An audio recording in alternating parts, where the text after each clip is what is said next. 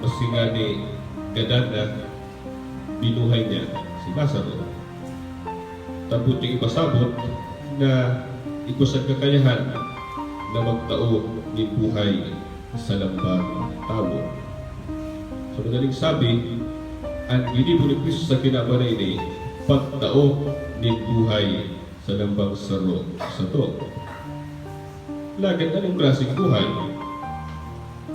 Nasing Krisanta, tinawan mo kan bandinin buhay na dahil kasakuran, kan siya binunyagan.